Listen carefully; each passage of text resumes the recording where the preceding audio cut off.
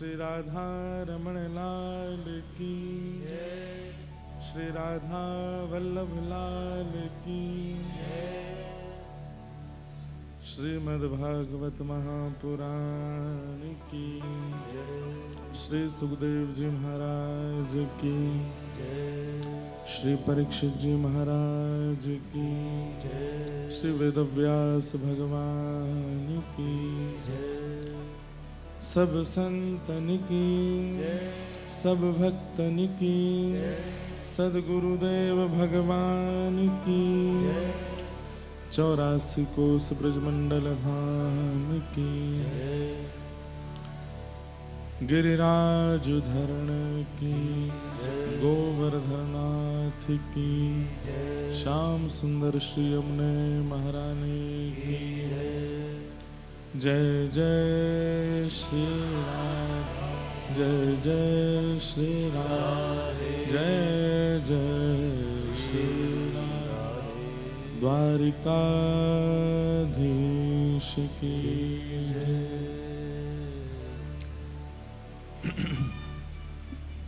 परम मंगल में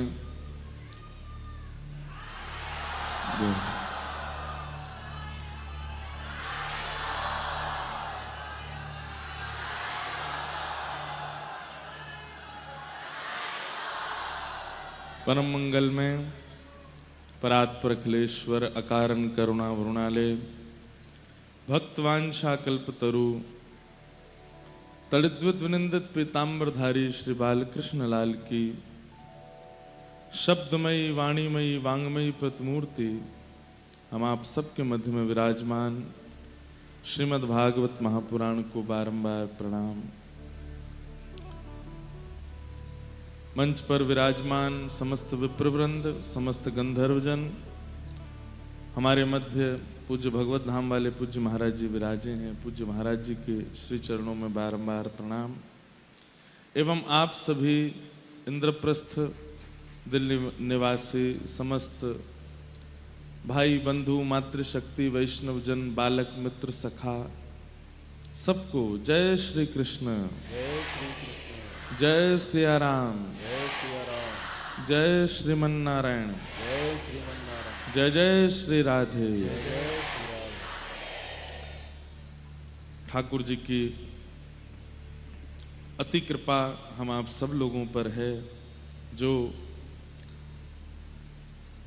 इंद्रप्रस्थ की इस पावन प्रांगण में हम आप सब लोग विगत 7 दिनों से भागवत भागीरथी का श्रवण कर रहे थे, जिसका आज विश्राम दिवस यहाँ उपस्थित हुआ है। आज ठाकुर जी का हिंडोला उत्सव शाम को होना है और वैसे तो प्यारे गिरधर लाल जी पहले दिन से हिंडोला में यहाँ पीछे दर्शन दे रहे हैं, ऐसे मधुर बन के विराज रहे हैं और ये ऐसा बना है कि ये झूलते भी रहते हैं। धीमे धीमे हवा आती है तो ये लाल जी पीछे झोटा भी लेते रहे। तो ये पूरा उत्सव ही एक प्रकार से हिंडोला उत्सव को अर्पित जैसा कर दिया। आज प्यारे गिरधर लाल जी शाम को हिंडोला में विराजेंगे।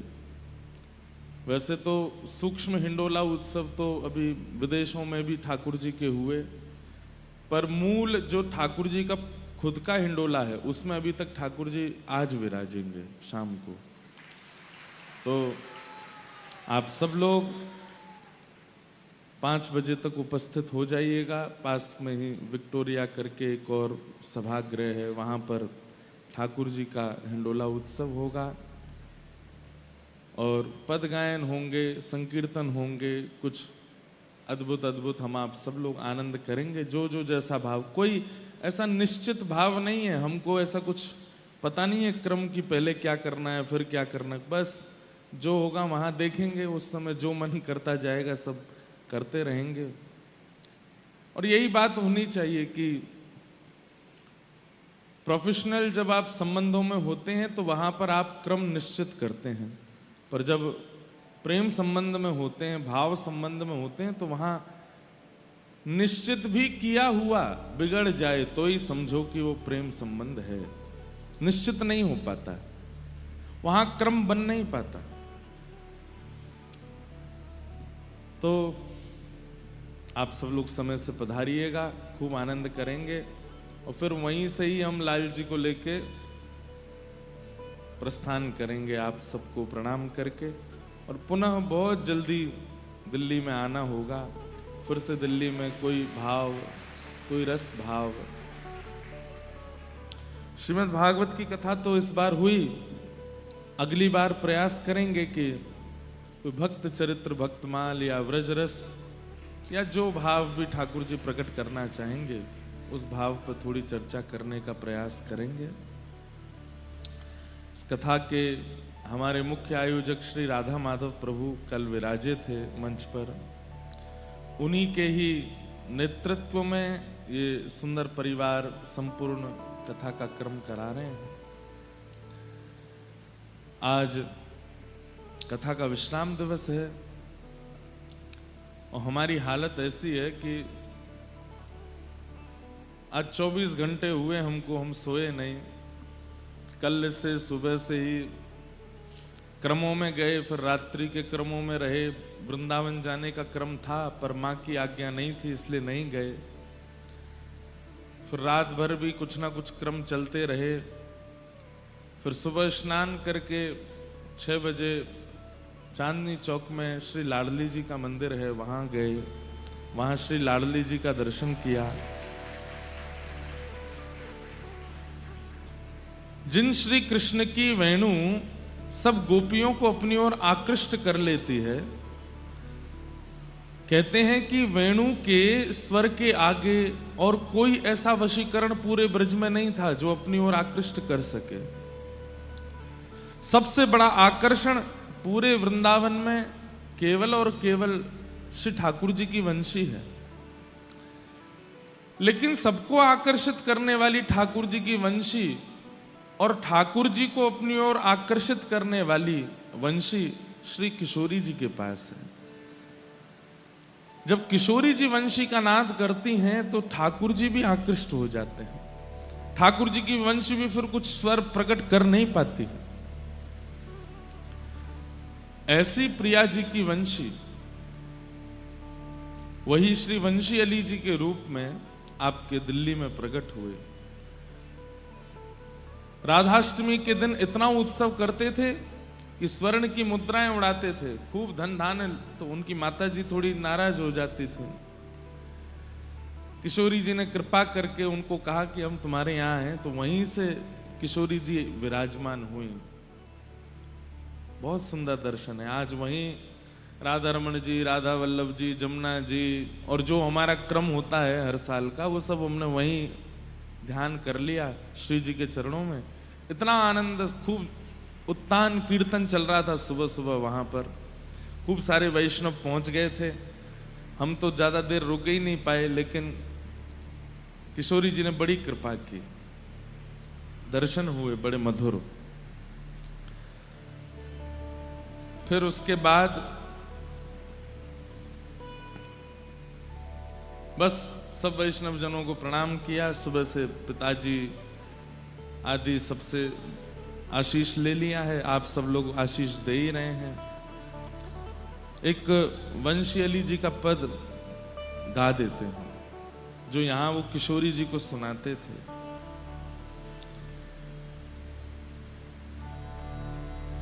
आप सब भी जो नहीं गए हों कभी, जरूर प्रयास कीजिएगा। एक बार वहां जाकर के श्री लाडली जी का दर्शन जरूर कीजिएगा। कहते हैं कि श्री वंशी अली जी एक बार अपनी माता जी से लड़ लिए, क्योंकि उनको अच्छा नहीं लगता था उनकी माता जी को कि इतना उत्सव क्यों मनाते हो, और उत्सव मनाओ अच्छा है, उत्सव में इतना धन धान्य क्यों लुटाते हो। तो श्री वंशी अली जी कहते थे कि श्री किशोरी जी का सब कुछ है तो किशोरी जी के लिए ही व्यय होगा। और इस भाव से वे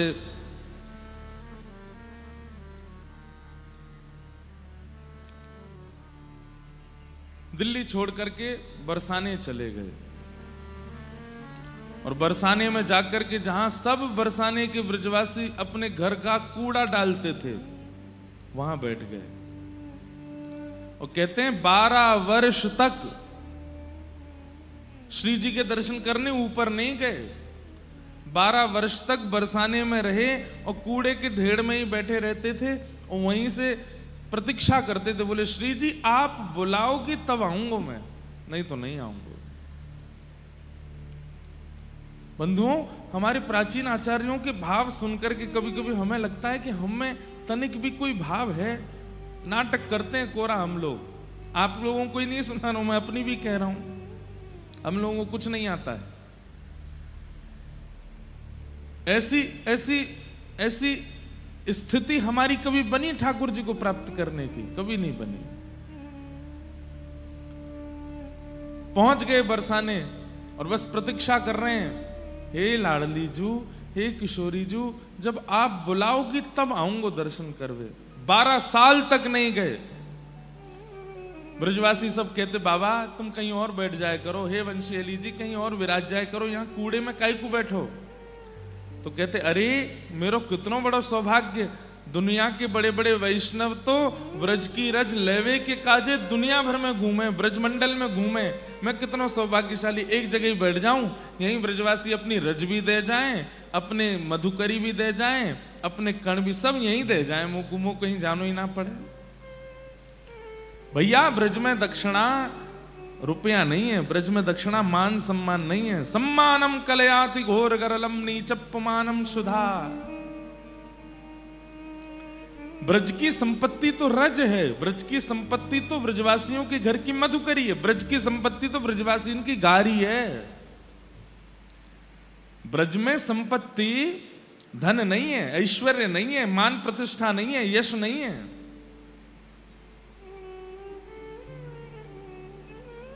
ये ब्रज की कण माथे से लग जाए समझो संपत्तिवान है गए। ब्रजवासी इनके घर की मधुकरी मिल जाए समझो ऐश्वर्यवान है गए। और कोई ब्रजवासी ने गारी दे दे तो समझो कीर्तिवान है गए, सब मिल गो। ऐसी वंशी अली जी की भावना। थोड़ा गंभीर पद है, आप सब लोग गाना मेरे साथ।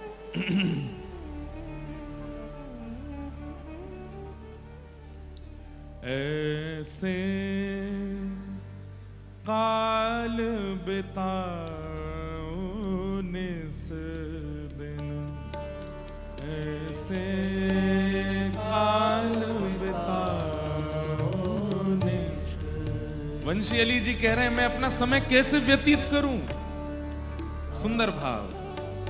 ऐसे काल बिताओ निस दिन, ऐसे काल बिताओ निस दिन, ऐसे काल बिताओ निस दिन, ऐसे। सब लोग गाइए। भोर साँझ लो, साँझ भोर लो, भोर साँझ लो। मतलब सुबह से शाम तक और शाम से फिर सुबह तक। इसका अर्थ है सुबह से रात तक और रात से फिर सुबह तक। भोर साँझ लो, साँझ भोर लो, भोर साँझ लो, साँझ भोर लो। क्या करूं? लाढ़ लड़ाऊं दोई जन, लाढ़ लड़ाऊं दोई। केवल प्रिया प्रियतम को लाड़ लड़ाऊं। सुबह भोर से लेके रात्रि तक और फिर रात्रि से फिर सुबह तक और फिर सुबह से फिर रात्रि तक, फिर रात्रि से सुबह तक, कुछ और ना करूं। लाड़ लड़ाऊं दो जन, प्रिया प्रियतम को लाड़ लड़ाऊं। लाड़ लड़ाऊं दो जन, लाड़ लड़ाऊं ऐसे काल बिताऊं निस दिन,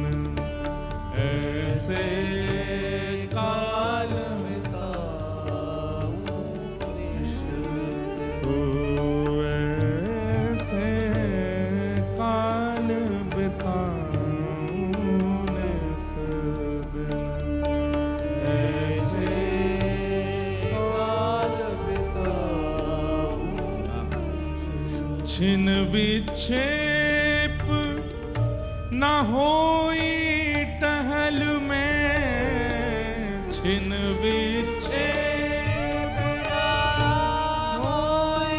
देखिए, एक हमारी बात सुनिए, आप लोगों का एक होमवर्क है। अब आप लोग कथाएं सुनते रहते हैं तो इन पदों के अर्थ समझा कीजिए। आचार्य चरण क्या बोल रहे हैं? अपने आप इसका जितना हो सकता है हम बताते हैं, हम तो पूरा ही बता देते हैं, लेकिन फिर भी आप अपनी तरफ से पूर्ण प्रयास किया कीजिए कि शब्द क्या बोल रहे हैं। केवल समय बिताने के लिए कथा में आते हैं तो कोई बात नहीं है, लेकिन निश्चित भावना है चित्त में प्रिया प्रियतम के दर्शन की, तो इन आचार्य वाणियों को बहुत ध्यान से सुना कीजिए, दोहराया कीजिए, याद किया कीजिए और इनकी भावनाएं समझा कीजिए। क्या कहते हैं? छिन विक्षेप ना होई टहल में, छिन विक्षेप ना होई टहल में। एक क्षण का भी विक्षेप ना आवे मेरी सेवा में, टहल में, किशोरी जी की सेवा में। टहल क्यों कहते हैं? कभी उठ के जाते हैं, रसोई से कुछ सामग्री लेकर के आते हैं, फिर कोई श्रृंगार करने लगते हैं, फिर कोई सजावट करने लगते हैं, फिर कुछ श्रृंगार धराने देते हैं, फिर कुछ वस्तु ले आते हैं। मतलब रुके ना, चलते रहें, टहलते रहें सेवा में, उसको कहते हैं। छिन विक्षेप ना होई टहल में, छिन विक्षेप ना होई टहल में। कीजय यह अद्भुत पनहार, कीजय यह अद्भुत पन, ऐसे काल बिताऊं निस दिन, ऐसे काल बिताऊं निस दिन। ओ सब रस को रस सार बिहारी, सब रस को रस सार बिहारी, हे सब रस को रस सार बिहारी, सब रस को रस सार बिहारी। सोचिन्हो हम रसिक जन,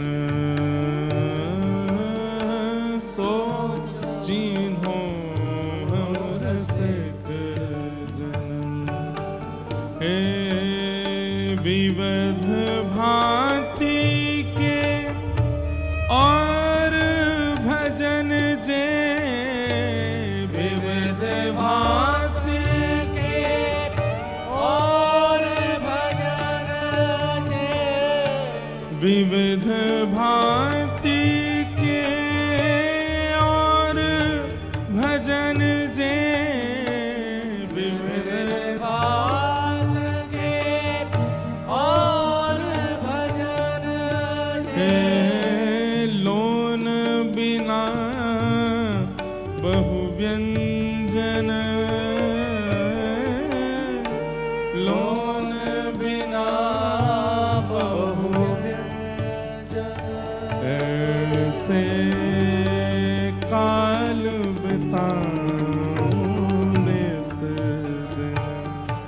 ऐसे काल बिताऊं। पंचैली जी कह रहे हैं, सब रस को रस सार बिहारी, सो चिन्हो हम रसिक जन। बिहारी जी कौन है? ठाकुर जी कौन है? बोले सारे रसों के रस सार हैं, रसों का सार हैं श्री ठाकुर जी। वे जिसको चुनते हैं वो ही रसिक बन पाता है। रसिक मतलब प्रेम लक्षणा भक्ति का अधिकारी बन पाता है। ज्ञान लक्षणा भक्ति होती है, वैराग्य लक्षणा भक्ति होती है, कामना लक्षणा भक्ति होती है, और सबसे सुंदर प्रेम लक्षणा भक्ति होती है। और जो प्रेम लक्षणा भक्ति में प्रवेश कर जाते हैं वही रसिक कहलाते हैं। और रसिकों को, ज्ञानी भक्त को, वैरागी भक्त को, आदि आदि भक्तों को, उनको कोई और चुन लेता होगा, पर प्रेम लक्षणा भक्ति पर चलने वाला तो ठाकुर जी के द्वारा ही चुना जाता है। विविध भांति के और भजन जे लोन बिना ज्यों व्यंजन। बोले भैया प्रेम लक्षणा भक्ति नहीं है, और दुनिया भर के संसारी, दुनिया भर के निधान हमारे पास हैं, हम सब कुछ करते हैं पर प्रेम नहीं करते हैं ठाकुर जी से। तो जैसे सब्जी बनी हो और उसमें नमक ना डला हो, ऐसे बेरस जैसा लगता है ठाकुर जी को। आरती तो करते हैं, दंडवत तो करते हैं, प्रणाम तो करते हैं, कीर्तन तो करते हैं, पर चित्त में प्रेम नहीं है उनके लिए। इसलिए भैया प्रेमी बनो। श्री राधा पद कमल कृपा बिना, श्री राधा सब लोग गाओ। श्री राधा पद कमल कृपा बिना, श्री राधा पद कमल कृपा को पावे रस को कण, को पावे रस को कण, ऐसे काल बिताने सदिन, ऐसे काल बिताने,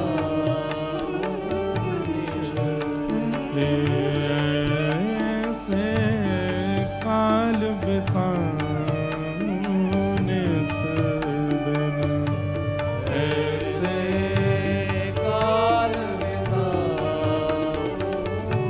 श्री वृंदावन वास राशि रस, श्री वृंदावन वास राशि रस, श्री वृंदावन वास रास रस, श्री वृंदावन वास रास रस। ओ समय प्रबंध प्रवरम धन, समय प्रबंध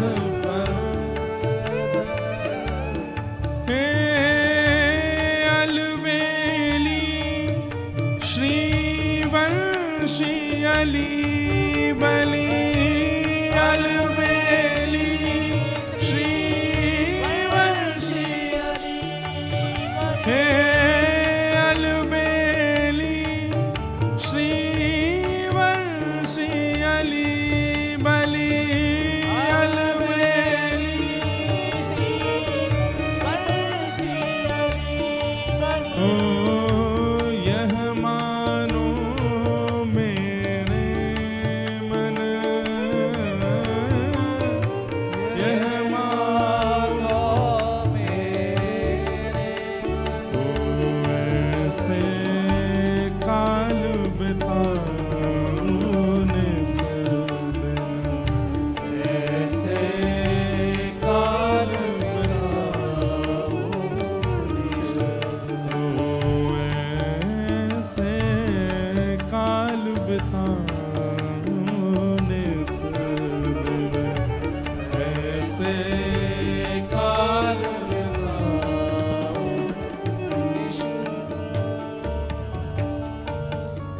कितनी सुंदर भावना है। श्री राधा पद कमल कृपा बिन, को पावे रस को कण, को पावे रस आप लोग गा रहे थे, गाइए। श्री राधा पद कमल कृपा बिन, श्री राधा पद कमल कृपा बिनु, को पावे रस को कण, को पावे रस को कण। वंशी अली जी कह रहे हैं कि किशोरी जी के कृपा के बिना ये हो ही नहीं सकता कि ब्रज की धूल में, ब्रज की रज में, ब्रज के कण कणों में रत्न का आभास होने लगे। समझ रहे हैं बात को? श्री वंशी अली जी जब दिल्ली से चले गए बरसाने, और जब वहां बरसाने में कूड़े के ढेर में ही बैठ जाते, तो जब ब्रजवासी जन अपने अपने घर की सफाई करके और पूरे सब कूड़े लेकर के वहां डालवे जाते, तो वंशी अली जी देख करके आनंदित हो जाते, नेत्रों में अश्रुपात होने लगता। आहा आहा, श्री जी ने कैसी कृपा करी, आज कितने माला माल कर रही है, देखो वाह घरते भी आयो है, या घरते भी आयो है। अब ब्रजवासियों को संकोच होता था, बोले बाबा तुम अपना स्थान बदल लो, नहीं तो हम कूड़ो कहीं और डालेंगे। तो वंशी अली जी रोने लगते, चरणों में पड़ जाते, बोले मैं आपसे प्रार्थना करूं, ऐसा मत करियो, आप मुझको बस यही आनंदित कर दो कि आप अपने घरन को जितनो कूड़ो है, जितनो रज है, साफ सफाई करके सब यहीं डाल के जाओ, मैं कहीं नहीं जाऊंगा, मुझको सब यहीं मिल जाएगा। भैया ये रज में इतनी निष्ठा किशोरी जी की कृपा बनी हो सकती, ब्रजवासी के घर के कूड़ेन में इतनी निष्ठा श्री लाडली जी की कृपा के बिना ना हो सके। 12 वर्ष तक वहीं रहे, और 12 वर्ष जैसे ही पूर्ण हुए, नित्य पुकारते हैं श्री जी को कि हे लाडली जी आप बुलाओगी तो आऊंगो, नहीं तो नहीं आऊंगो। 12 वर्ष बाद एक दिन भोर का समय है, और सुबह सुबह थोड़े थोड़े सूर्य उदय हुए, थोड़ा थोड़ा अंधेरा है, और तभी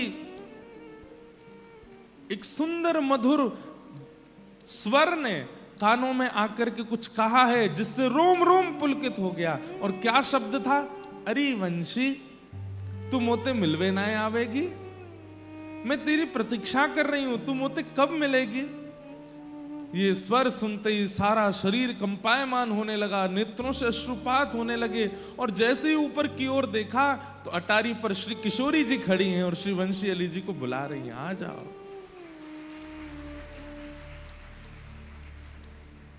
वंशी अली जी दौड़े, अब तो पैर रखते हैं गिर जाते हैं, बस नेत्रों से अश्रुपात हो रहा है, गिरते पड़ते चढ़ रहे हैं ऊपर। मेरी लाडली जी बुला रही है, मेरी स्वामिनी जी बुला रही है मुझको। 12 वर्ष बाद पहली बार चढ़े हैं ब्रह्माचल पर्वत पर आज। जैसे ही पहुंचे आवेश आ गया, श्री मंदिर में पहुंचते ही किशोरी जी के गर्भगृह की ओर इतने वेग से दौड़े कि बस भीतर प्रविष्ट करके किशोरी जी में ही विलीन हो जाएंगे।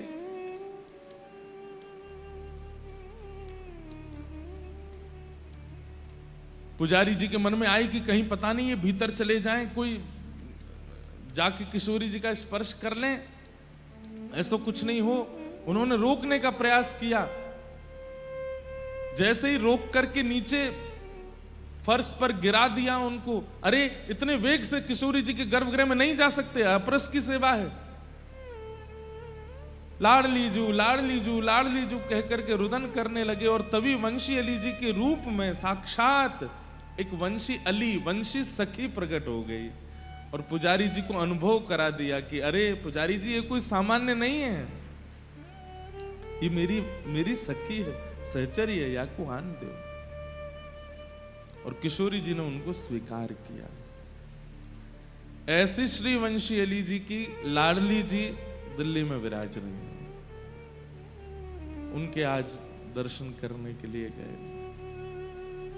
ऐसो काल बिताऊं निस दिन, ऐसो काल बिताऊं निस दिन। अद्भुत है ये रसिकन की वाणी, ये रसिकन के भाव।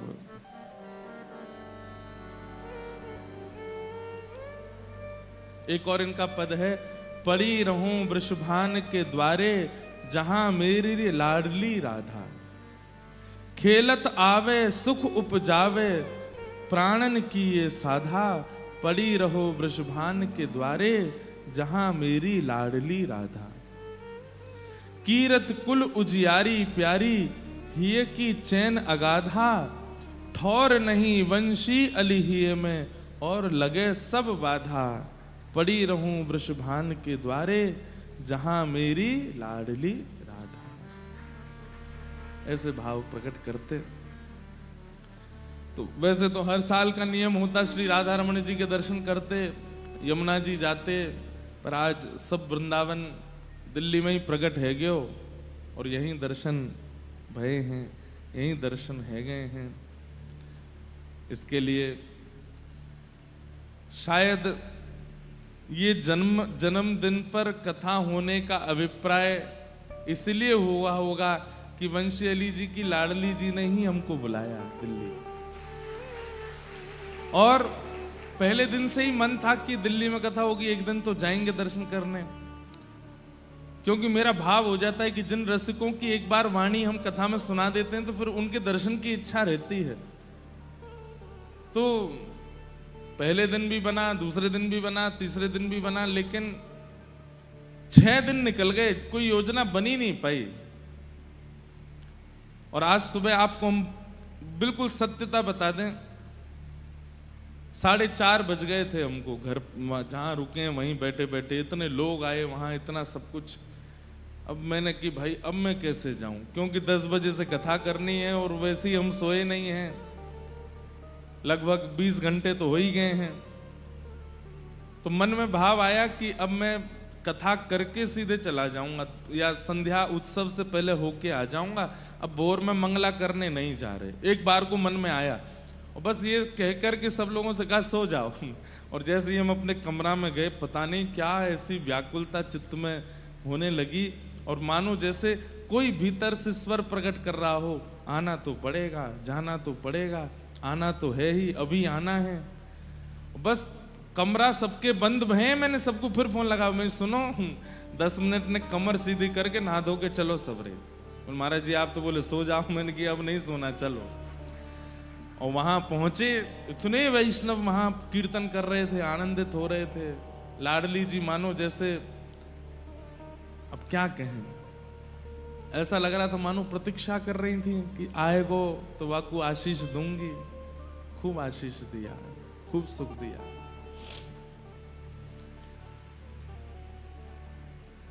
दिल्ली से नेक प्रेम तो हतो ही, लेकिन आज और ज्यादा है गयो लाडली जी के दर्शन करके।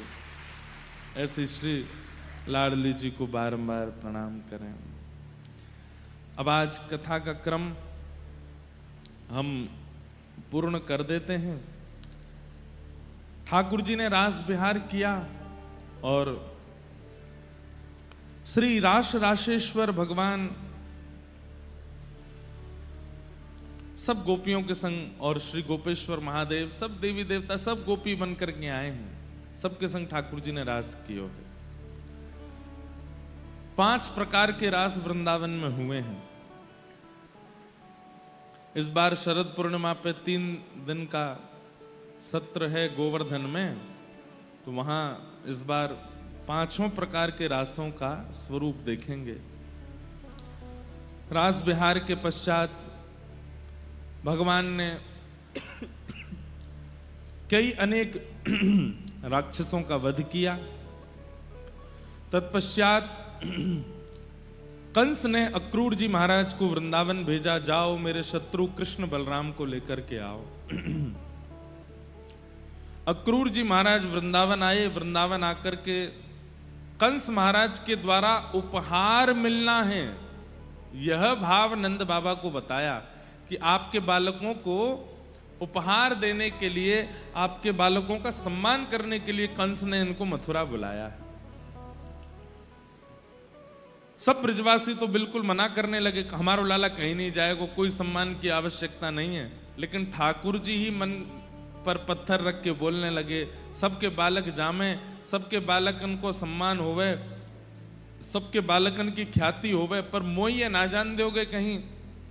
तो सब ब्रजवासियों के हृदय को बड़ी पीड़ा होने लगी कि लाल जी का मन है तो फिर हम क्यों रोकें। ठाकुर जी बोले मैं परसों आ जाऊंगा, और परसों की बात कहकर के ठाकुर जी वृंदावन से निकल गए। बरसों बीत गए, ठाकुर जी नहीं आए। वास्तव में बंधुओं, ये भाव कहने में भी हमको बहुत संकोच होता है, पर वास्तविकता यह है कि वे परब्रह्म हैं। वे चाहें जितने रूप धारण कर सकते हैं, और वृंदावन रस ये बात सिद्ध करता है कि ठाकुर जी ने वृंदावन की सीमा पे पहुंचते ही 2 रूप धारण कर लिए। और कैसे 2 रूप? जिसमें ठाकुर जी का भगवत तत्व विराजमान है, जिसमें 6 प्रकार के भग विराजमान हैं, जो ऐश्वर्यवान हैं, जो शक्तिमान हैं, जो सर्वगुण संपन्न हैं, ऐसे ठाकुर जी तो मथुरा को चले गए और प्रेमी श्री कृष्ण वापस वृंदावन में ही विचरण करने लगे। वृंदावन के कण कण में, वृंदावन के वृक्ष में, वृंदावन की नदी में, वृंदावन के धरातल पे वो समाविष्ट हो गए। संपूर्ण वृंदावन श्री कृष्ण ही हो गए। कौन से कृष्ण? जो प्रेमी कृष्ण है, और जो ऐश्वर्यवान कृष्ण है, जो संपत्तिवान कृष्ण है, जो पौरुषवान कृष्ण हैं, जिनके शंख चक्र गदा पद्म आदि हैं, जो प्रभाव से युक्त हैं, वो मथुरा की यात्रा पर जा रहे हैं। पर इस भेद को कोई समझ नहीं पाया। हमारे ब्रज में कहते हैं, विपिन राज सीमा से बाहर हरिहु को नाहि निहार, रेमन वृंदा विपिन बिहार। यद्यपि मिले कोटि चिंतामणि तदपि न हाथ पसार। ठाकुर जी कभी ब्रज के पड़ाव से बाहर नहीं जाते, वो सदा ब्रज में रहते हैं, सदा वृंदावन में रहते हैं। इसलिए ऐश्वर्यवान श्री कृष्ण, प्रभावशाली श्री कृष्ण, उनकी कथा सब जगह हो जाती है, पर वृंदावन में तो वो ऐश्वर्य अपना प्रकट कर ही नहीं पाते, वो प्रेम में ही रहते हैं। इतने राक्षस आए वृंदावन, लेकिन ठाकुर जी ने सुदर्शन को नहीं बुलाया। इतने राक्षस आए वृंदावन में, ठाकुर जी ने गदा नहीं उठाई। इतने राक्षस आए वृंदावन में, पर ठाकुर जी विराट नहीं हुए। ठाकुर जी अपने अपने बाल स्वरूप में ही रहते हैं, हंसते खिलखिलाते। वंशी सब जगह संग रही है। क्यों? क्योंकि वहां ठाकुर जी प्रभाव प्रकट नहीं करना चाहते, वहां प्रेमी श्री कृष्ण। जिनकी भ्रगुटी टेढ़ी करने से ब्रह्मांड में भूचाल आ जाता है, जिनकी बोली सुनकर के संपूर्ण ब्रह्मांड नतमस्तक हो जाता है, वही श्री कृष्ण वृंदावन में तेरो मुख नीको की मेरो श्यामा प्यारी, तेरो मुख नीको की दर्पण हाथ लिए नंद नंदन, दर्पण हाथ लिए नंद नंदन, सांची कहो वृषभानु दुलारी, सांची कहो वृषभानु। जय हो। हनुमान जी आए भैया, खूब खूब आनंद।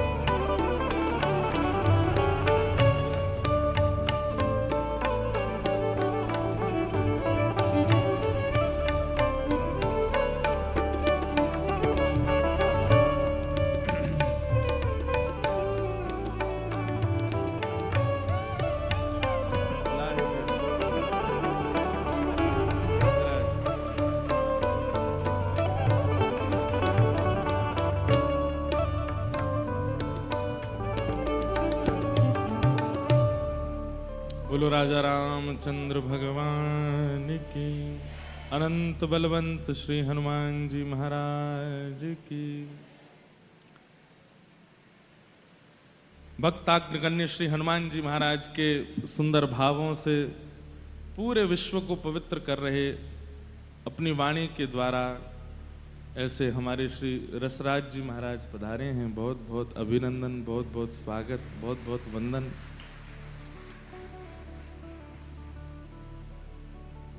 श्री हनुमान जी अभी हनुमान जी की लीलाएं सुननी है ना, तो 12 तारीख से कथा है रेवासा में पूज्य मलुकपीठ वाले महाराज जी के यहाँ, वहां सुनाएंगे कैसे श्री हनुमान जी महाराज श्री चारुशिला जी के रूप में प्रकट होकर के निज सेवा करते हैं श्री राघव जी की।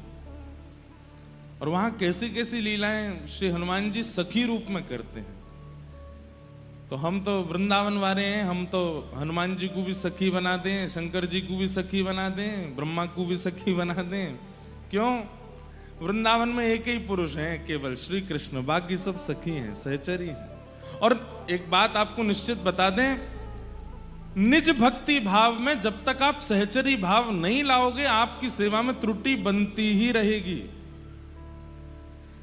आप किसी के घर जाइए, जिस घर में केवल पुरुष ही पुरुष हों, कोई माताएं बहनें ना हों, वहां भोजन करने जाओ।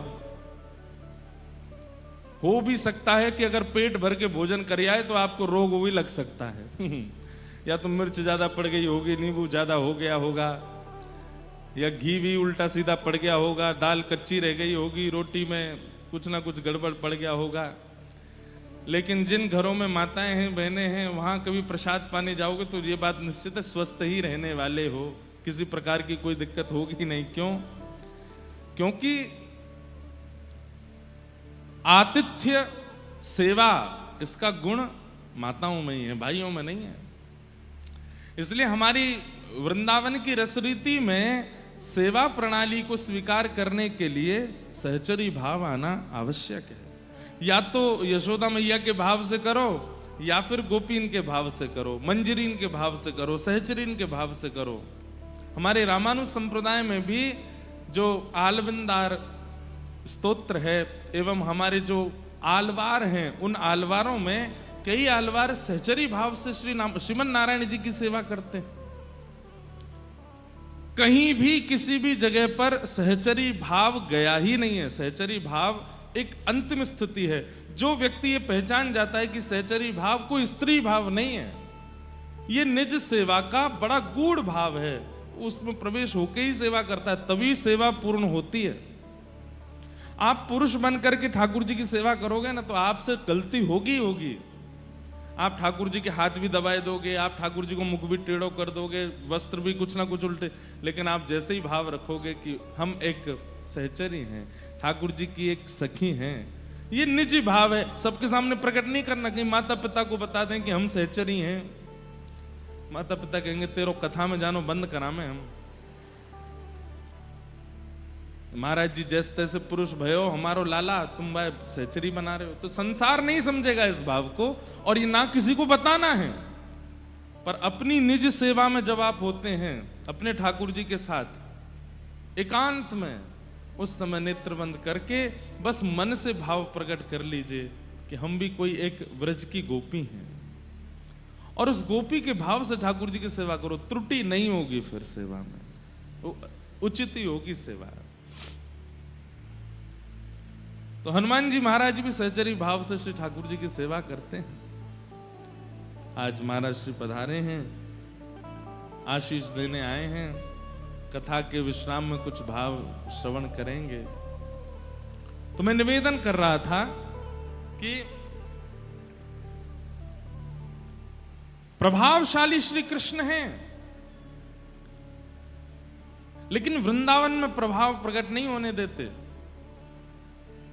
वृंदावन में इतने सहज हो जाते हैं, दर्पण हाथ लिए नंद नंदन, दर्पण हाथ लिए नंद नंदन। आज दर्पण लेके आए हैं और किशोरी जी शिला पे बैठी हैं और उनके बगल में बैठ के किशोरी जी को दिखाते हुए कह रहे हैं तेरो मुखनी को कि मेरो श्यामा प्यारी, तेरो मुखनी को कि मेरो हे किशोरी जी बताइए उन्हें कौन ज्यादा सुंदर है, आप ज्यादा सुंदर हो कि मैं ज्यादा सुंदर हूं? बताओ। ये प्रभावशाली व्यक्ति नहीं कर सकता, ये स्वभावशाली व्यक्ति ही कर सकता है। किशोरी जी कह रही अच्छा हमसे कहो तुम ही क्यों ना देखो, हमसे कहो तुम ही क्यों ना देखो, क्या हम गोरी तुम श्याम बिहारी, हम गोरी तुम श्याम बिहारी। हमसे क्या पूछ रहे हो, खुद ही देख लो, हम गोरी गोरी दिख रही हैं और आप शाम शाम दिख रहे हो। इतना भी कह देती किशोरी जी तो चल रहा था। अभी तक भी ठाकुर जी को थोड़ा तो बुरा लगा कि भाई ठीक है, ये रंग पे क्यों बात कर रही हैं, जरूरी थोड़ी है कि कारे लोग सुंदर नहीं होते हैं, ये रंग पे क्यों आ जाती है बात कि हम गोरी हैं तुम शाम हो। इतना ही कह रही थी किशोरी जी तो ठीक था, लेकिन अगली पंक्ति में क्या कहती हैं, सुनो सुनो सुनो श्याम सुंदर ने दिखाइयो दर्पण। ठाकुर जी दिखाने लगे, ठाकुर जी को लगे अब अच्छो बोलेंगी कछु, अब इनको दिखाऊंगा मैं, अब मेरी बेसर दिख गई होगी, अब मेरे कुंडल दिख गए होंगे, अब अच्छो बोलेंगी।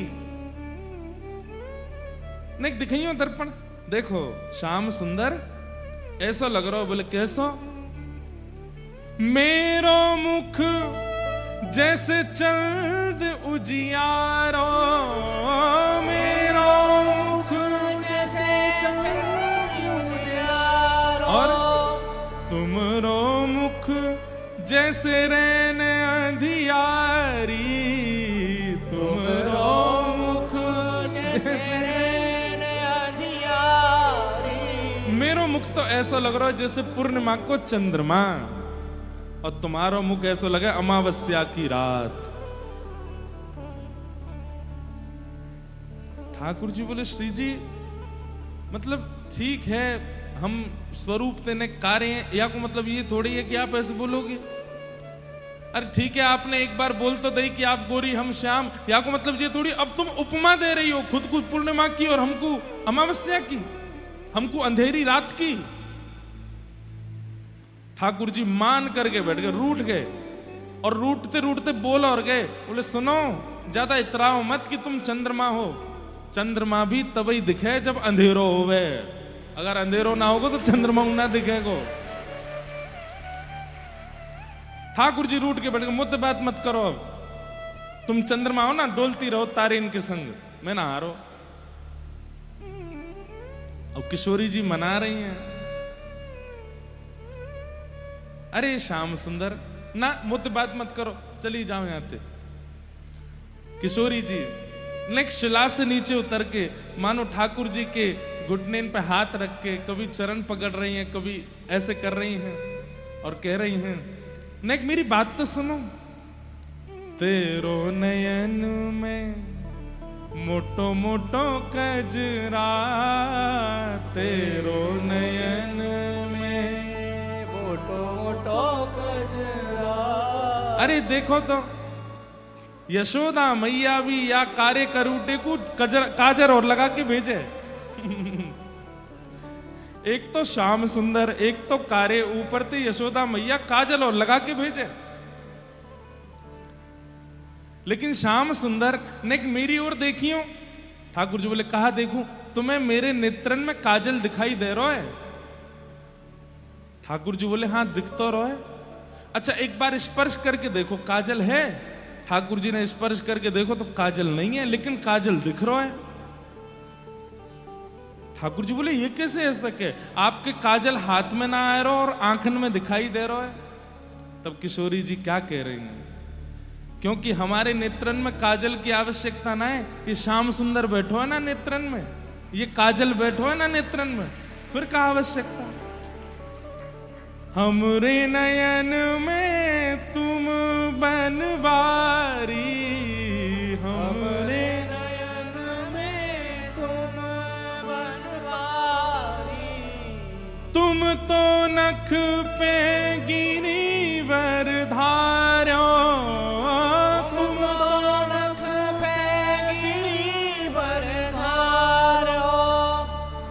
श्याम सुंदर आपने तो अपने नख पे गिरिराज जी उठाए। बोले हाँ, लेकिन आपसे ज्यादा बलशाली हम हैं। बोले क्यों? क्योंकि हम उर्धार रहे गिरधारी, हम उर्धार रहे भैया। इस संसार के जितने प्रेमी जन है ना, इनसे मेरी प्रार्थना है, कभी देखो प्रिया प्रियतम के प्रेम भाव देखो, प्रेम शब्द कभी ऐसे प्रेमी इनके चित्त में बात ही नहीं आ सकती।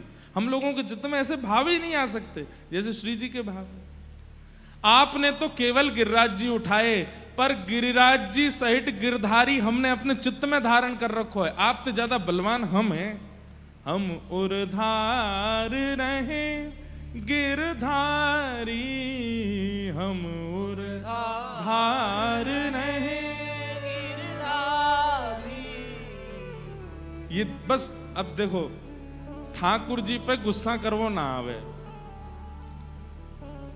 कभी कभी मेरा मन करे कि हे श्यामाजू ऐसी कृपा करियो कि अगली बार जब ठाकुर जी प्रकट हो, हम सखा बन के हमें लाला के, और फिर ठाकुर जी सिखाएंगे गुस्सा कैसे किया जाए, क्रोध कैसे किया जाए। नेक्स्ट सीखो। दो बात कर दें चिकनी चुपड़ी श्री जी ने, सोई तो मान भूल गए अपनों। अरे मेरी श्यामाजू, मैं तो ऐसे ही कह रहे हो। अरे नाय, आपको मुक्तो चंद्रमा सोई है, मैं तो अमावस्या सोई ठीक हूं, आप तो चंद्रमासी हो। रीझ गए, बस दो बातन में ही रीझ गए। पहली बात कहा कही, हमरे नयन में तुम बनवारी, और हम उर्धार रहे गिरधारी। बस ये दो बातन में ही ठाकुर जी तो रीझ गए, मान सब भूल गए अपनों। सूरदास या छवि की शोभा, सूरदास या छवि की शोभा, इन नैनन सो टरत नटारी, इन नैनन सो टरत नटारी। तेरो मुखनी को की मेरो श्यामा प्यारी, तेरो मुखनी को की मेरो श्यामा प्यारी। अद्भुत। ये कृष्ण जो हैं, ये कभी वृंदावन से बाहर नहीं जाते, ये वृंदावन में ही रहते हैं। वृंदावन में ही रहेंगे, अपनी बेनी बनाते रहेंगे, अपने श्रृंगार करते रहेंगे, दर्पण हाथ में ले घूमते रहेंगे, वंशी बजाते रहेंगे, इधर उधर मटकते रहेंगे, कभी यहाँ पे कृपा कर, कभी वहां पे अनुग्रह कर। इनको राक्षसों से मतलब नहीं, इनको ब्रह्मांड से कोई अभिप्राय नहीं। ब्रह्मांड में क्या चल रहा है, कब चल रहा है, कैसे चल रहा है, सब संभालो तुम अपने आप ही, हम तो ब्रजवासी हैं, ब्रज में ही रहेंगे। वो कृष्ण आज भी वृंदावन में है, वो कभी वहां से नहीं जाते। अब बहुत रहस्यात्मक भाव है, कहां तक सुनाएं आपको। प्रभावशाली श्री कृष्ण मथुरा गए, और मथुरा जाकर के कुबलिया पीड़ हाथी का उद्धार किया, धनुष भंजन किया। कंस की पूरी सेना को एक एक मुष्टिक प्रहार में ठाकुर जी ने सबका वध कर दिया, और 50 सिद्धि ऊपर बैठे हुए कंस को अपनी दोनों भुजाओं से उठा करके 50 सिद्धि ऊपर से नीचे पटक दिया, और उसके वक्ष पर कूद करके ठाकुर जी ने उसके प्राणों का हरण किया। बोलो कंस मर्दन भगवान की। अब धीरे धीरे धीरे आप देखेंगे श्री कृष्ण जो हैं वो प्रभाव में ज्यादा आने लगेंगे, ऐश्वर्य में ज्यादा आने लगेंगे। जो उनका निज स्वरूप है वो धीरे धीरे अब घट जाएगा। क्यों? क्योंकि वो वृंदावन में है। भगवान ने कारागृह में जाकर के अपनी मां देवकी और वसुदेव जी को मुक्त किया। उग्रसेन को राजा बनाकर के ठाकुर जी सांदीपनी गुरुकुल पढ़ने के लिए गए। अब कथा कर्म हम जल्दी जल्दी पूरा करें। वहीं ठाकुर जी को सुदामा नाम के मित्र मिले। कुछ वर्ष अध्ययन करने के बाद ठाकुर जी लौट करके आए। व्रज की बहुत याद आई तो ठाकुर जी ने उद्धव जी को भेजा। श्री उद्धव जी महाराज वृंदावन पधारे, ब्रज गोपियों से मिले, ठाकुर जी की सुध देने आए थे। शाम तक का वचन देके गए थे कि मैं शाम तक वापस आ जाऊंगा। 6 महीना लग गए उद्धव जी को। 6 महीना बाद लौट करके जब गए तब ठाकुर जी ने देखा उद्धव वैसा नहीं है जैसा पहले था।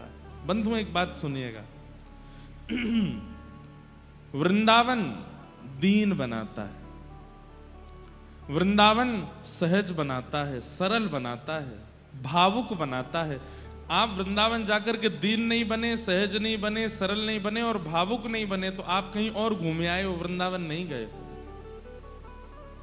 वृंदावन दीन बनाता है। पहली बात, दीन का मतलब क्या होता है? जो मैं कुछ हूं ये भूल जाए, वो दीन है। मैं वक्ता हूं, मैं महाराज जी हूं, मैं ऐसा हूं, मैं वैसा हूं, मैं इतनी संपत्तिवान हूं, मैं इतना ये सब ऐश्वर्य लिया है, मेरे इतने फॉलोअर्स हैं, या मैंने इतने अवार्ड कमाए, मैंने इतना धन कमाया, ये सब अगर नहीं भूले वृंदावन जाके तो आप वृंदावन नहीं गए हो। या फिर आप तो वृंदावन गए पर वृंदावन ने आपको स्वीकार नहीं किया। वृंदावन दीन बनाता है। पहली बात, मुझे एक नाम बता दीजिए रसिकों में जो वृंदावन गए हो और अपना स्वरूप ना भूल गए हो। रसखान वृंदावन जाके अपना नाम भूल गए।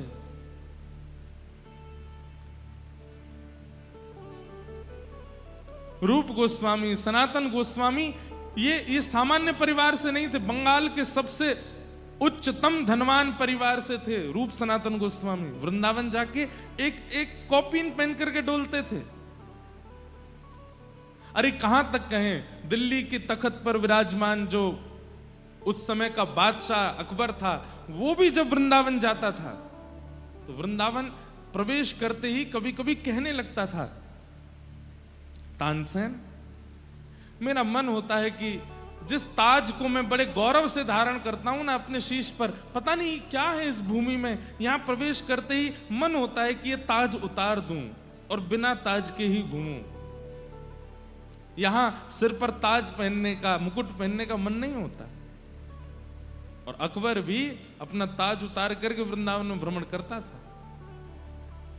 वृंदावन दीन बनाता है, और जिसको दीन नहीं बनाया वो समझो अकबर से भी गया गुजरा है। दीन बनो। कई लोग दिखते हैं आज भी वृंदावन में, उनको अपने ऐश्वर्य का मद, अपने धन का मद, अपनी पदवियों का मद रहता ही है। वो वृंदावन स्वीकार नहीं करता उनको। वृंदावन तो दीन बनाता है।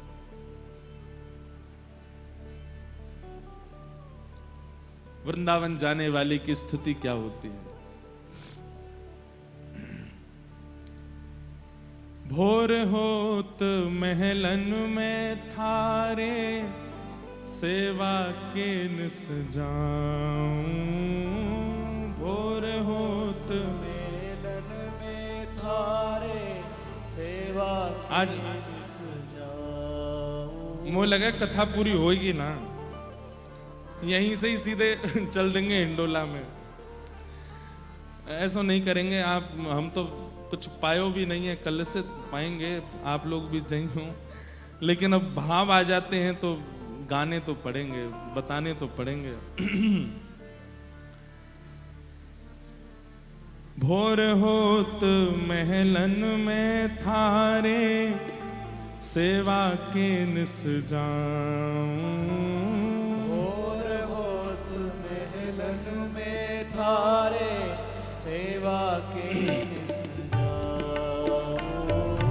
भोर होत महलन में थारे, सेवा के निस जाऊं। भोर होत महलन में थारे, सेवा के निस जाऊं। भोर होत महलन में थारे, सेवा के निस जाऊं। भोर होत महलन में थारे, सेवा के निस जाऊं। ओ मंगला के नित दर्शन पाऊं, जीवन सफल बनाऊं। मंगला के नित दर्शन पाऊं, जीवन सफल बनाऊं। हे किशोरी मोहे अपनो कर लीजो, लाडली अपनो कर लीजो, जग जंजाल छुड़ाए बास बरसाने को दीजो। किशोरी में अपनो कर लीजो, लाडली अपनो कर लीजो, जग जंजाल छुड़ाए बास बरसाने को दीजो। वृंदावन के अलावा और कहीं जायो जाए तो यूं मांगो जाए कि हमारो दिल्ली में घर बन जाए, इतनी संपत्ति है जाए, हमारी जॉब लग जाए, इतना पैसा मिल जाए। लेकिन वृंदावन में तो यही मांगो जाए, जग जंजाल छुड़ाए बास बरसाने को दीजो। किशोरी मोहे अपनो कर लीजो, किशोरी मोहे अपनो कर लीजो, जग जंजाल छुड़ाए बास बरसाने को दीजो। ओ पड़ी रहूं मैं द्वार तिहारे, रसिकन दर्शन पाऊं। पड़ी रहूं मैं द्वार तिहारे, रसिकन दर्शन पाऊं। सब लोग गाओ। पड़ी रहूं मैं द्वार तिहारे, रसिकन दर्शन पाऊं। पड़ी रहूं मैं द्वार तिहारे, रसिकन दर्शन और पाऊं। भगतन की रज धूल मिले तो अपने शीश चढ़ाऊं। भगतन की रज धूल मिले तो अपने शीस चढ़ाऊं। ओ भगतन की पग धूल मिले तो अपने शीश चढ़ाऊं।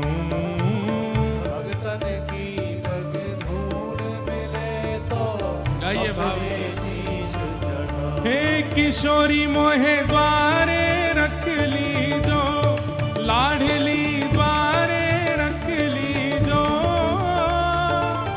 जग जंजाल छुड़ाए बास बरसाने को दीजो। किशोरी मोहे द्वारे रख लीजो, लाडली द्वारे रख लीजो, जग जंजाल छुड़ाए बास बरसाने को दीजो। हे किशोरी मोहे अपनो कर लीजो, लाडली अपनो कर लीजो, जग जंजाल छुड़ाए बास वृंदावन को दीजो। किशोरी मोहे द्वारे रख लीजो, किशोरी मोहे द्वारे रख लीजो, जग जंजाल छुड़ाए बास बोलो विश्वभानु दुलारी की।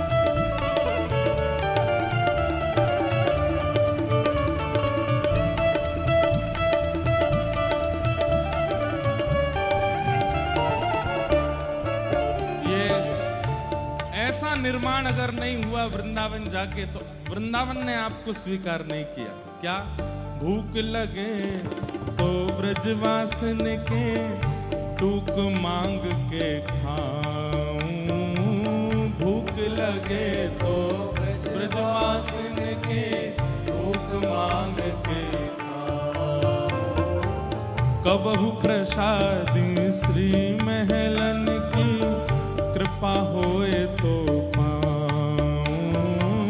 कबहु प्रसादी श्री महलन की कृपा होए तो। क्या कह रहे हैं? कृपा होगी तो मंदिर को प्रसाद पाऊंगो, नहीं तो ब्रजवासी इनके घर से ही मांग मांग के पालूंगो। हो कबहु प्रसादी श्री महलन की, कृपा होए तो पाऊं। कबहु प्रसादी श्री महलन की, कृपा भुजा उठा के गाओ। किशोरी मेरी विनय मान लीजो, लाडली विनय मान लीजो। जग जंजाल छुड़ाए, बास बरसाने को दीजो। किशोरी मेरी विनय मान लीजो, लाडली विनय मान लीजो। जग जंजाल छुड़ाए, बास बरसाने को दीजो। हे किशोरी मोहे अपनो कर लीजो, लाडली अपनो कर लीजो। जग जंजाल छुड़ाए, वास वृंदावन को दीजो। किशोरी मोहे अपनो कर लीजो, लाडली अपनो कर लीजो। जग जंजाल छुड़ाए, बास वृंदावन को दीजो। और सबसे सुंदर वृंदावन का निर्माण, वृंदावन कैसा निर्माण करता है, ये अंतिम पंक्ति सुनो। राधे राधे रटू निरंतर, तेरे ही गुण गाऊं। राधे राधे रटू निरंतर, तेरे ही गुण गाऊं। राधे राधे रटू निरंतर, तेरे ही गुण गाऊं। राधे राधे रटू निरंतर, तेरे ही गुण और गाऊं। तेरे ही गुण गाए गाए मैं, तेरो ही भय जाऊं। तेरे ही गुण गाए गाए मैं, तेरो ही मैं जाऊं। ओ तेरे ही गुण गाए गाए मैं, तेरो ही भय जाऊं। तेरे ही गुण गाए गाए मैं, तेरो ही मैं। हे किशोरी मोहे सेवा में लीजो, लाडली सेवा में लीजो। जग जंजाल छुड़ाए, वास बरसाने को दीजो। किशोरी मोहे सेवा में लीजो, लाडली सेवा में लीजो। जग जंजाल छुड़ाए, बास बरसाने को दीजो। हे किशोरी मोहे अपनो कर लीजो, लाडली अपनो कर लीजो। जग जंजाल छुड़ाए, वास बरसाने को दीजो। किशोरी मोहे अपनो कर लीजो, लाडली अपनो कर लीजो। जग जंजाल छुड़ाए, बास बरसाने को दीजो। जय राधे राधे राधे राधे राधे राधे राधे। राधे राधे राधे राधे राधे राधे राधे। श्री राधे राधे राधे राधे राधे राधे राधे।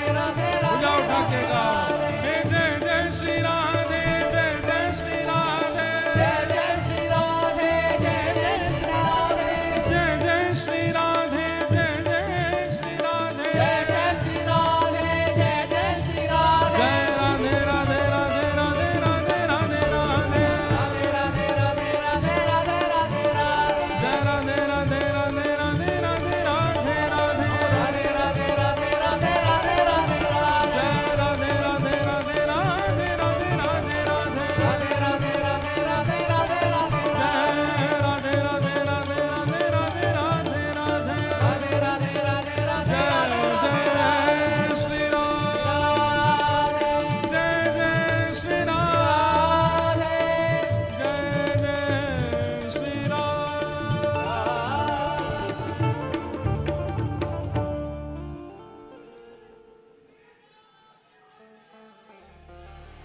राधे राधे रटू निरंतर तेरे ही गुण गाऊं। राधे राधे रटू निरंतर तेरे ही गुण गाऊं। तेरे ही गुण गाए गाए मैं तेरो ही है जाऊं।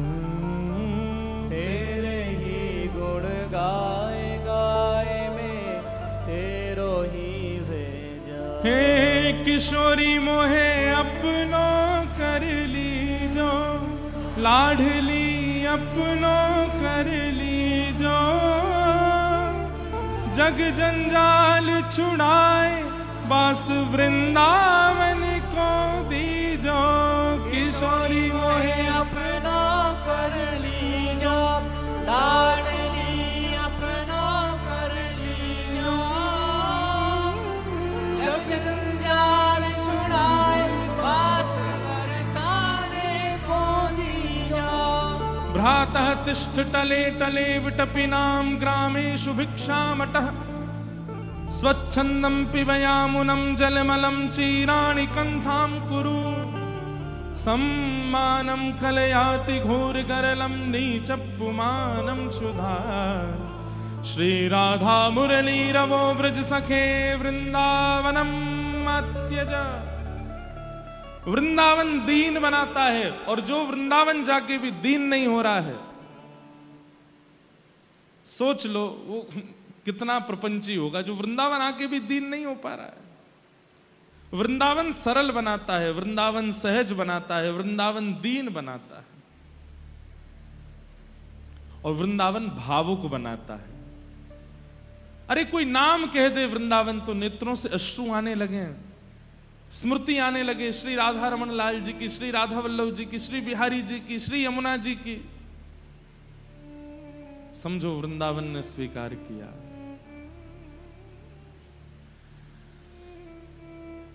उद्धव जी महाराज कौन है? वृष्णीनाम प्रवरो मंत्री कृष्णस्य दैतः सखा शिष्यो बृहस्पतेर साक्षात उद्धवो बुद्धि सत्तम। बृहस्पति गुरुदेव की इतनी कृपा और किसी पर नहीं है जितनी उद्धव जी महाराज पर है। विद्वान, मैंने पता नहीं एक दिन कहा था यहां पर या कहीं और कहा था शायद, ठाकुर जी जब अपनी स्वधर्मा सभा में बैठते हैं ना द्वारिका में, तो ठाकुर जी प्रवचन करते हैं और जितने मंत्री होते हैं, जितने सैनिक, सब लिखते हैं ठाकुर जी की बात, ठाकुर जी क्या कह रहे हैं। ठाकुर जी का प्रवचन सुनने के लिए ब्रह्मा जी आते हैं, रुद्र आते हैं, नारद आते हैं, सब आकर के बैठ करके बिल्कुल शांति से ठाकुर जी का वचन सुनते हैं, आज ठाकुर जी क्या कह रहे हैं। लेकिन वे ठाकुर जी भी जब अपने सिंहासन से उठ करके जाते हैं ना, तो उद्धव को बुलाते हैं, इधर आओ, सब ठीक कहा ना मैंने, कुछ गड़बड़ी तो नहीं? तो उद्धव कहता है यहां ये बात गलत थी, यहाँ ऐसे बोल दिया था, इसको ठीक कर लेना। ठाकुर जी कहते अच्छा हाँ अगली बार ध्यान रखूंगा। वो है उद्धव। भगवान श्रीमद् भागवत के तृतीय स्कंद में कहते हैं कि उद्धव कोई और नहीं है, मैं ही हूं। लेकिन वो इतना ज्ञानी है कि ठाकुर जी भी उससे पूछते हैं कि मैंने कुछ गड़बड़ तो नहीं किया। उस उद्धव को ठाकुर जी जब वृंदावन भेजते हैं तो उद्धव जी महाराज कहते हैं ऐसी लच्छेदार वाणी में ज्ञान देकर के आऊंगा ब्रजवासियों को, ये आपको भूल जाएंगे, आपकी याद में रोना बंद कर देंगे, शाम तक आ जाऊंगा वापस लौट के। ठाकुर जी बोले आ जाना शाम तक, जाओ। 6 महीना बाद लौट के आए, 6 महीने।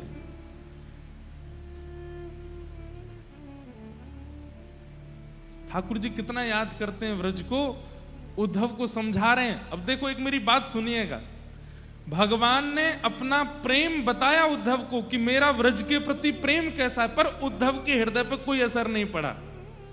लेकिन जब गोपियों ने अपना प्रेम सुनाया तो उद्धव पर ऐसा असर पड़ा कि ऊधो सूधो है चलो सुन गोपिन के बोल, ज्ञान बजाई डुमडुमी प्रेम बजायो ढोल। ज्ञान की डुमडुमी बज गई। कहने का अभिप्राय ठाकुर जी की वाणी से प्रभाव नहीं पड़ा उद्धव पर, गोपियों की वाणी में है, वो चाहे जिस पर प्रभाव डाल सकते हैं, लेकिन इतना विशाल हृदय वाला उद्धव, उस पर ठाकुर जी भी प्रभाव नहीं डाल पाए। तो सोचिए ब्रज की गोपियों का प्रेम किस स्थिति का होगा कि इतने विद्वान उद्धव को उन्होंने ज्ञान दे दिया, प्रेम का पाठ पढ़ा दिया।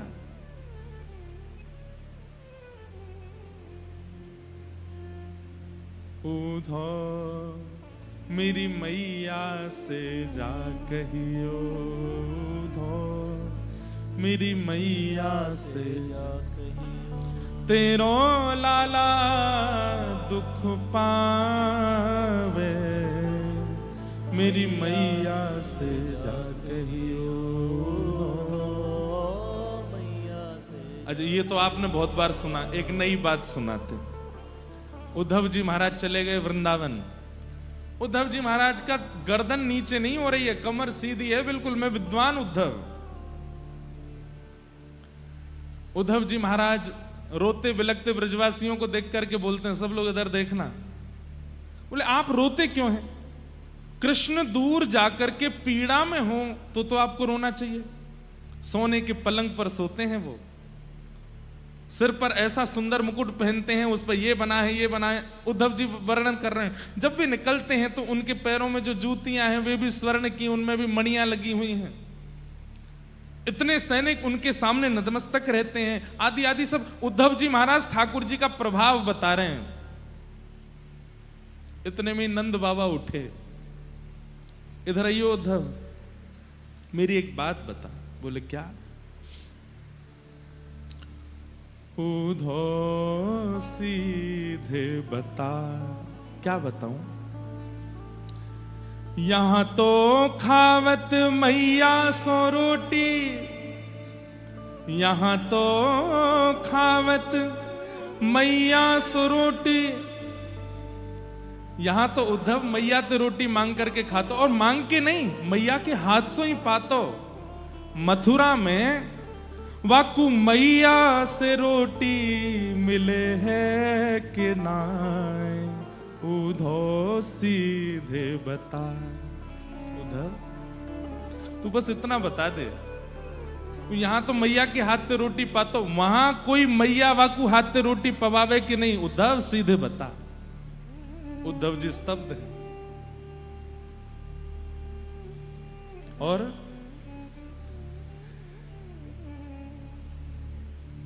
यहां तो सोतो बाबा की गोदी, यहां तो सोतो बाबा की गोदी, बाकू बाबा की गोदी मिले हैं कि ना? उद्धव सीधे बता। उद्धव यहां बिस्तर पर नहीं सोते थे श्री कृष्ण, मेरी गोद में सोते थे। मथुरा में उद्धव कृष्ण को गोदी मिलती है? सीधे बता। यहां पर श्री कृष्ण ने कभी थाली में भोजन नहीं किया। यशोदा मैया अपने हाथ में रोटी लेकर के और बीच में रोटी में ही साग धर के पीछे पीछे दौड़ती है, और फिर पकड़ के नेक खवा दे, फिर दौड़ के फिर नेक खवा दे। वहां मैया से रोटी मिले है कि ना? उद्धव सीधे बता। उद्धव जी के पास उत्तर नहीं था। एक गुजराती भाषा में एक पद गाते हैं, छप्पन भोगन थाल धराई के, छप्पन भोगन थाल धरा। ठाकुर जी द्वारिका जाकर के बोल रहे हैं कि यहां सब मेरा 56 भोग लगाते हैं, पर माखननी मिश्री मारी रह गई गोकुल माँ। माखननी मिश्री मारी रह गई गोकुल में। नंद लाला ने माता यशोदा जी सांभरे, ममता नी मूर्ति मारी रह गई गोकुल, ममता नी मूर्ति मारी रह गई गोकुल। भैया प्रेम जब व्यक्ति के चित्त में आता है ना, तो उसको आप बहुव्यंजन और प्रभाव दे दीजिए, उसको वो स्वीकार नहीं है।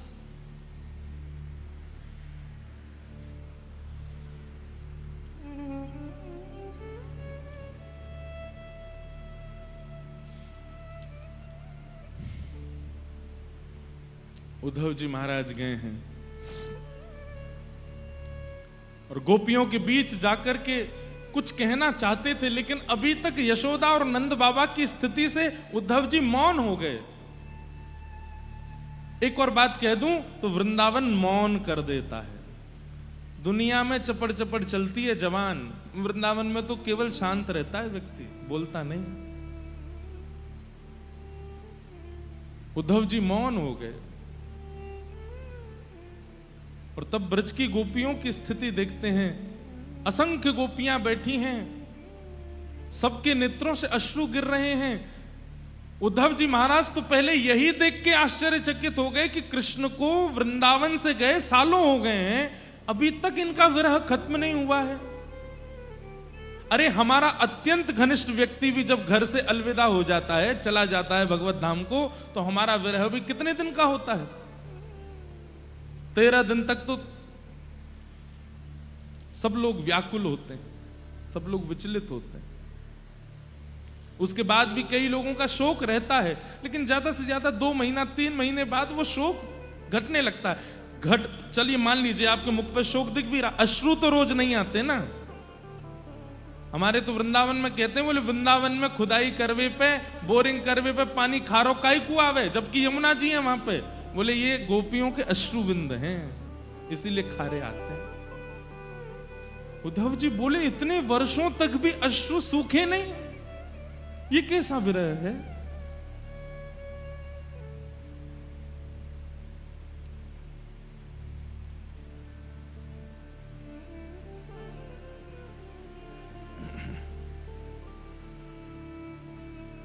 हे उद्धव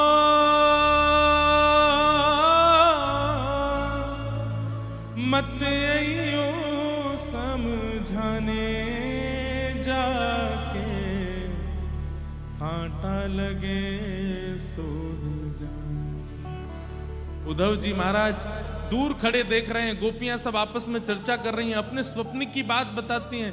कोई गोपी कहती है, अरे कल मेरे पीछे पीछे जमुना जी तक गए कन्हैया, मैंने जैसे ही घड़ा में जल भर के अपने सिर पर धरो, सोई जन कहां ते कंकड़ी फेर के मारी और मेरो सबरो घड़ा फूट गयो, भीज गई मैं तो। मैंने की अरे लाला ऐसो काई को करे, तो मुझे बोले तू 3 दिन आते नहाई नहीं, मैंने नहाई दई आज। मैं पीछे दौड़ी और जैसे ही हाथ पकड़ में आयो, इतने में ही मेरे नेत्र खुल गए, मैं तो स्वप्नों देख रही। सब गोपियां अपना अपना स्वप्न सुनाती हैं। एक गोपी पूछ पड़ती है, हे श्यामाजू आप भी तो अपने स्वप्न को वर्णन करो। राधा रानी कहती हैं, तुम सब भाग्यशाली हो, जादना से श्री कृष्ण गए हैं, तुम सबको स्वप्न में अनुभव तो होता है, पर मैं तो वादना से सोई ही नहीं हूं। जादना से कन्हैया गए, मेरी निद्रा भी उनके संग चली गई, अब नींद आवे नहीं तो स्वप्न देखूं कैसे। उद्धव जी स्तब्ध होकर के ये स्थिति का दर्शन कर रहे हैं। मधुपक्य तब बंधो मां स्पृशांग्रिम सपत्न्या, कुच विलुलित माला कुंकुम श्मश्रुभिर्न, बहतु मधुपति स्तन मानिनी नाम प्रसादम, यदु सदसि विडम्यम यस्य दूतस्त्वमित्र। अब विस्तार कैसे करें इस भाव का? 2 दिन लगे थे चंडीगढ़ में उद्धव जी को केवल मथुरा से वृंदावन लाने में, बहुत सूक्ष्म में हम कह के चल दिए हैं आगे। तभी एक भौरा उड़ता हुआ आता है और बंधुओं, एक बात आपको स्पष्ट कर दूं, श्रीमद् भागवत में किशोरी जी का नाम नहीं है। श्रीमद् भागवत जी में किशोरी जी को जहां भी अंकित किया गया, गोपी कहकर के अंकित किया गया। क्यों? श्री शुक मूर्छित भये मास सट जो यह नाम पुकारे। सुखदेव जी महाराज 6 महीने की समाधि में चले जाते हैं अगर वो राधा बोलते हैं तो, और परीक्षित के पास केवल 7 दिन बचे हैं। इसलिए सुखदेव जी पहले ही विचार करके बैठे हैं कि किशोरी जी का नाम मुझे संकेत में लेना है, क्योंकि अगर मैंने राधा कहा तो मेरी समाधि हो जाएगी और परीक्षित को 7 दिन में जो इसे चाहिए वो कैसे मिलेगा। लेकिन श्रीमद् भागवत में जो भ्रमर स्तुति है, ये जो अभी जिसका एक श्लोक गाया, इस श्लोक में एक संकेत से पता चलता है कि किशोरी जी गा रही हैं। क्योंकि जब गोपियां कोई भी गीत गाती हैं, चाहे वो वेणु गीत हो, चाहे वो गोपी गीत हो, सब जगह लिखा आता है गोप्यः ऊचु, बहुवचन, बहुत सारी गोपियां बोल रही हैं। लेकिन एकमात्र भ्रमर गीत में लिखा है गोपी वाच, एक वचन। इससे यह सिद्ध होता है कि ये गीत किशोरी जी गा रही हैं। मधुपक तब बंधो मास प्रशांग्रिम सपत्न्या। अरे भौरे, भौरा आता है उड़ता हुआ, तो उद्धव को सीधे तो बोल नहीं सकती, तो भौरे को संकेत करते हुए उद्धव को उत्तर दे रही हैं, अरे भौरे, तू निश्चित कृष्ण का सखा होगा। क्यों? क्योंकि तू भी काला है और वो भी काला है। एक गोपी कहती है, बोले हे श्यामाजू, काले तो कई जीव हैं संसार में, सबको कृष्ण से कैसे जोड़ सकते हैं? बोले नहीं नहीं, इसका स्वभाव भी कृष्ण जैसा है। बोले स्वभाव कैसे कृष्ण जैसा है? बोले ये भौरे का स्वभाव है, एक पुष्प पर बैठता है, उसके रस को लेता है और उसके रस को लेकर फिर दूसरे पुष्प पर चला जाता है। कृष्ण भी तो ऐसे हैं। जब तक उनको सुख मिला तब तक वृंदावन में रहे, वृंदावन के ब्रजवासियों से सुख लेते रहे। थोड़ी आयु बढ़ी हमारे सुख से, जब उनको उबटन होने लगी तो मथुरा चले गए। वो भी तो ऐसे ही हैं। इसको कहते हैं व्याज स्तुति। क्या कहते हैं? व्याज स्तुति, मतलब ताने मारते हुए स्तुति करना, इसको व्याज स्तुति कहते हैं। श्री किशोरी जी कर रहे हैं।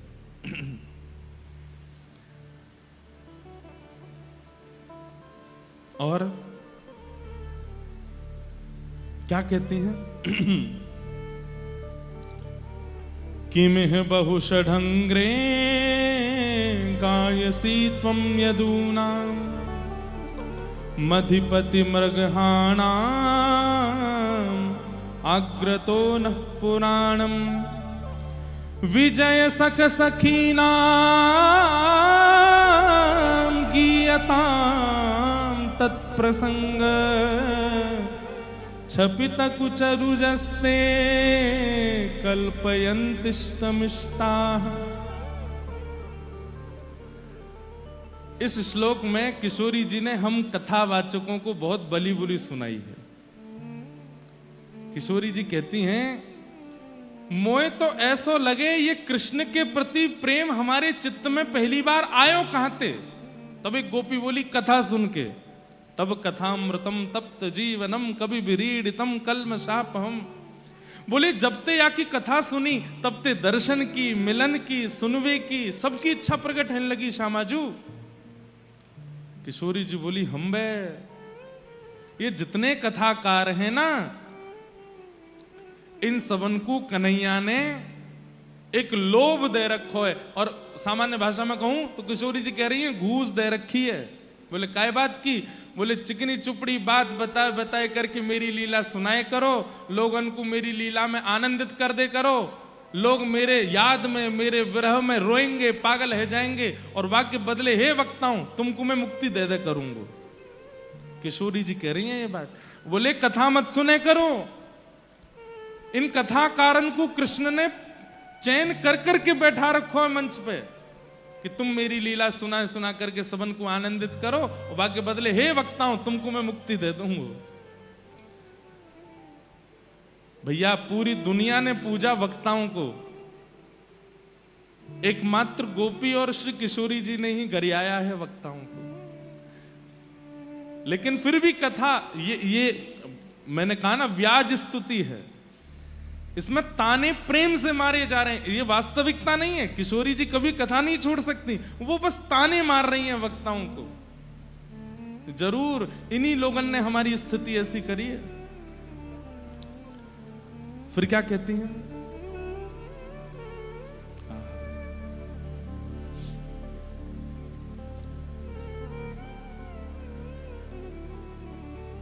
मृगयुरिव कपिन्द्रम बिभ्यदे लुब्धधर्मा स्त्रयमृकृत विरूपां स्त्रीजितः कामयानां बलिमपि बलिमत्वा द्वेष्टयध्वाञ्च वद्य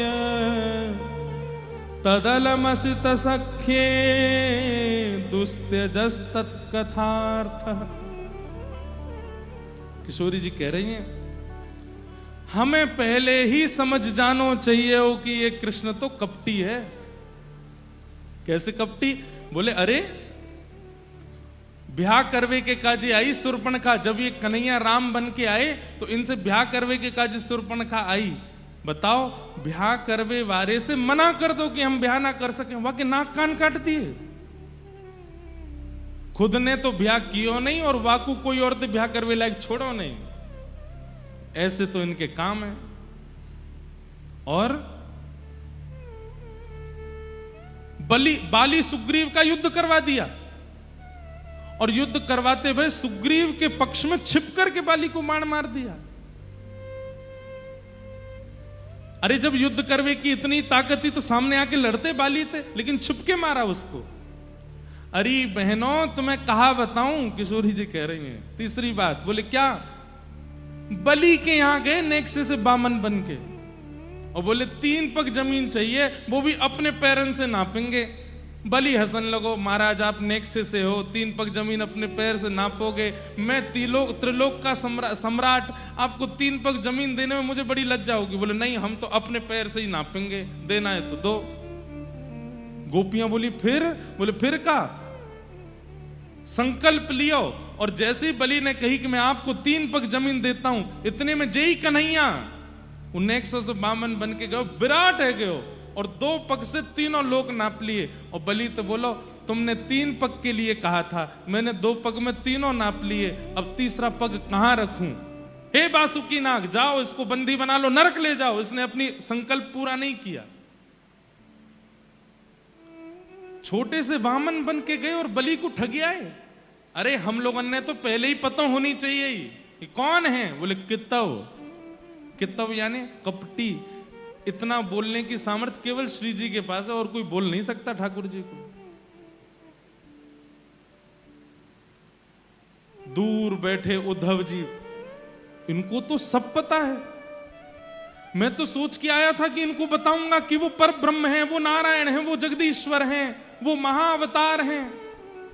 इनको तो सब पता है कि वही कृष्ण राम बन के आए थे। इनको तो ये भी पता है कि वही कृष्ण वामन बन के आए थे। ये तो सब जानती हैं। इनको मैं अब और क्या बताऊं? उद्धव जी समझ गए। बोले ये गोपियां सामान्य नहीं है। ये जानते हुए भी कि वो परम ब्रह्म है, उनसे इतना प्रेम करती हैं कि अभी तक अश्रुधार गिरा रही हैं। इसका मतलब तो यही है कि इनके प्रेम में कोई स्वार्थ नहीं।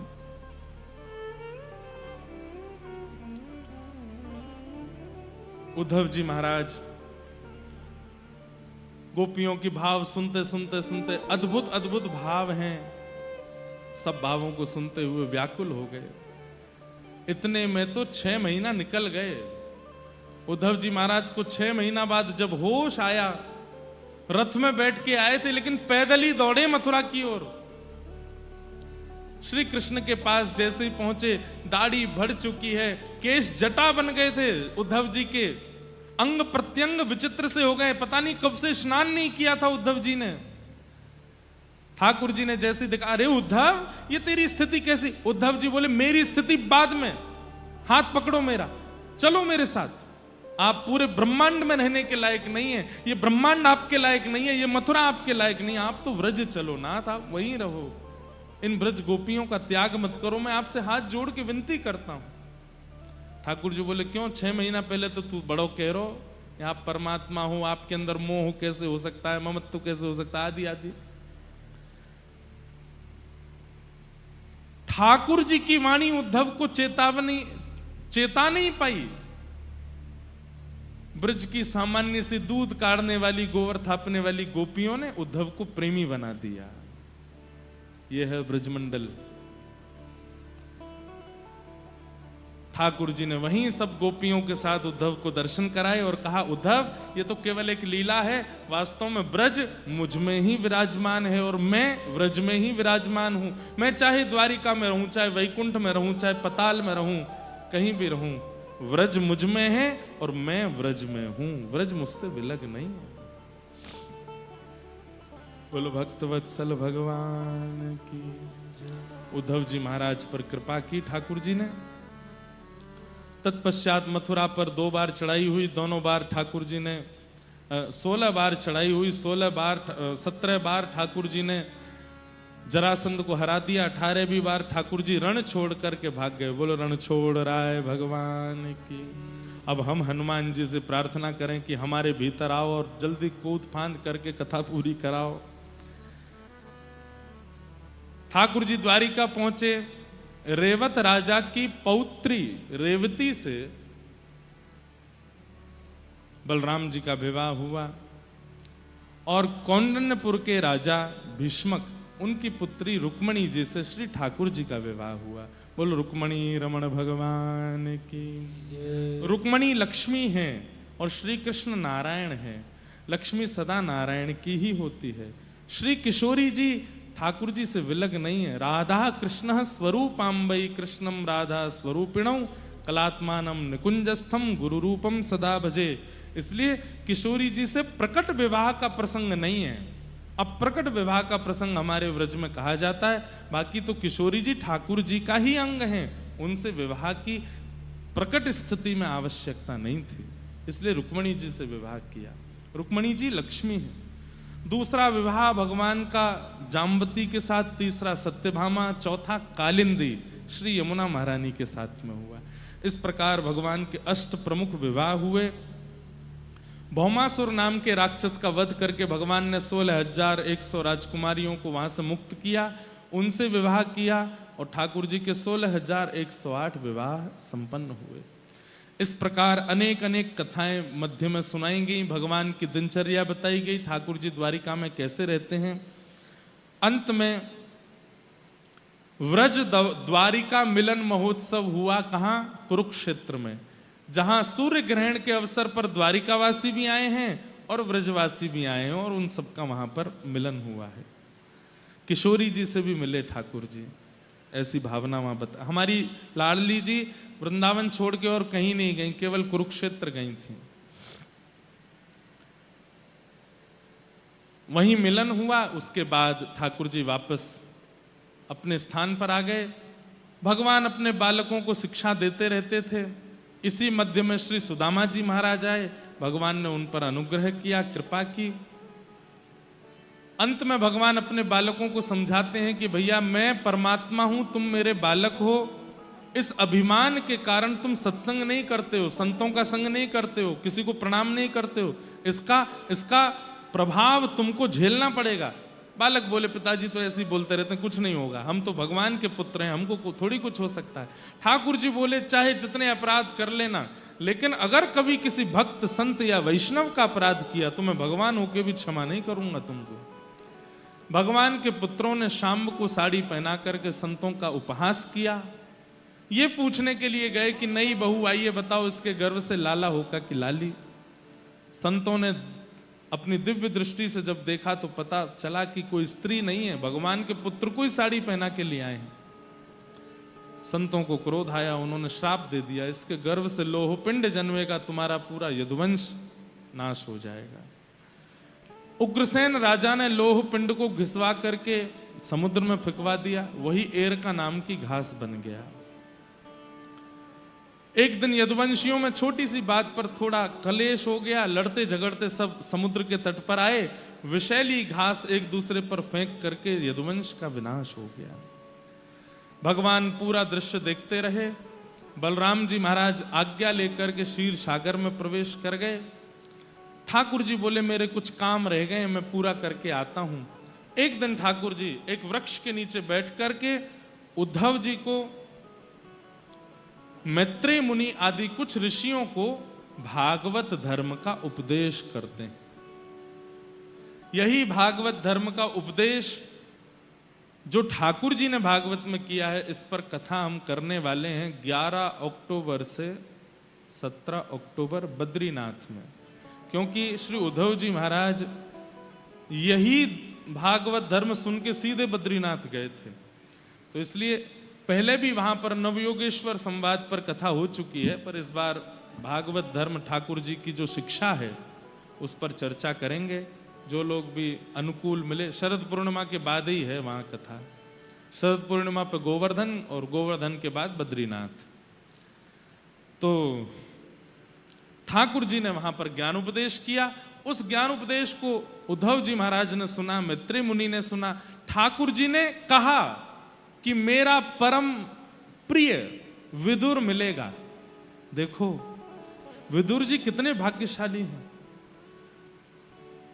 अपनी लीला संवरण के समय ठाकुर जी ने उनको याद किया।